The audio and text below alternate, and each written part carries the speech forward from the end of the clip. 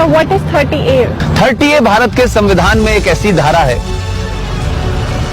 ये धारा ये कहती है कि हिंदू अपने धर्म की शिक्षा नहीं दे सकता, अपने कॉलेज में नहीं दे सकता, प्राइवेट कॉलेज में नहीं दे सकता, इसके लिए कॉलेज नहीं बना सकता, और जो सरकार के जो कॉलेजेस हैं उसमें नहीं दी जा सकती। लेकिन एक धारा है 30, वो 30 धारा मुसलमानों को इस बात की इजाजत देती है कि वो अपनी मजहब की शिक्षा के लिए कॉलेज खोल सकते हैं, वो मदरसे चला सकते हैं, क्रिश्चियन अपने मदरसे चला सकते हैं, स्कूल इंस्टीट्यूशन चला सकते हैं, जहां वो अपने मजहब की शिक्षा दे सकते हैं। मेरा सवाल यह है, क्या संविधान के निर्माताओं को इस बात का बोध नहीं था कि सिम्मी जी, अगर आप अपने धर्म की शिक्षा आपको नहीं मिलेगी तो आप में संस्कार कहां से आएंगे, आप में फेथ कहां से आएगा, आप वेद क्या हैं, पुराण क्या है, कैसे जानेंगे अगर आपसे कहा जाए आपको यह नहीं पढ़ना है।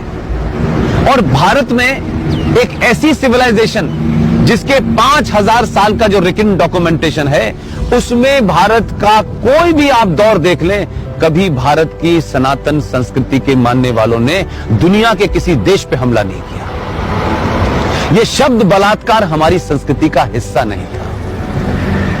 ये घूंघट इसलिए नहीं था कि हमारे यहां था, हमको गलत नैरेटिव दिया क्या। ये भारत के अंदर जब मुगल शासक आए, उनका एक ही एजेंडा था कि जितने गैर मुस्लिम औरतें हैं उनका रेप करके उनकी नस्लों को सुधारना है। ये बलात्कार शब्द हमारे साहित्य का हिस्सा नहीं था, ये तलाक शब्द हमारे साहित्य का हिस्सा नहीं था। हमारी परंपरा और संस्कृति में 7 फेरे जीवन भर के लिए जाते हैं। इस्लाम में शादी is a contract between 2 people, it's a business.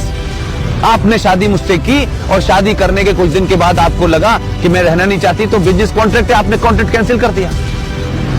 तो आर्टिकल 30A भारत के संविधान से हटना चाहिए। इस देश के 90 से 95 करोड़ हिंदुओं को उनका शास्त्र क्या कहता है, उनका वेद क्या कहता है, इसकी शिक्षा की इजाजत देनी चाहिए। और मंदिरों के ऊपर जो हिंदू पैसा चढ़ाते हैं, यह भी एक लॉ है जो नहीं पता देश को। भारत के जितने भी मंदिर हैं उस पे जो पैसा चढ़ता है वो सरकार के खजाने में चला जाता है।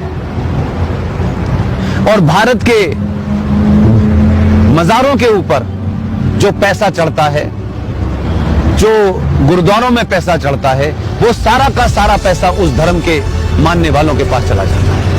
सिर्फ भारत के हिंदुओं का पैसा जो आप अयप्पा पे चढ़ाती हैं, जो महाकाल पे चढ़ाती हैं, जो वैष्णो देवी पे चढ़ाती हैं, वो पैसा सरकार ले लेती है। तो अगर भारत के मंदिरों पे चढ़ने वाले पैसे से भारत के लोग, हिंदू लोग, सनातनी लोग अपने विश्वविद्यालय खोलना चाहें कि हम सनातन के बारे में बताएंगे, पुराणों को पढ़ाएंगे, तो उसकी भी छूट नहीं है। ये संविधान में 2 धाराएं एंटी हिंदू हैं, इनको समाप्त होना चाहिए। और मैंने कल भी घोषणा की है कि अगले 2 साल में इसके खिलाफ भी मैं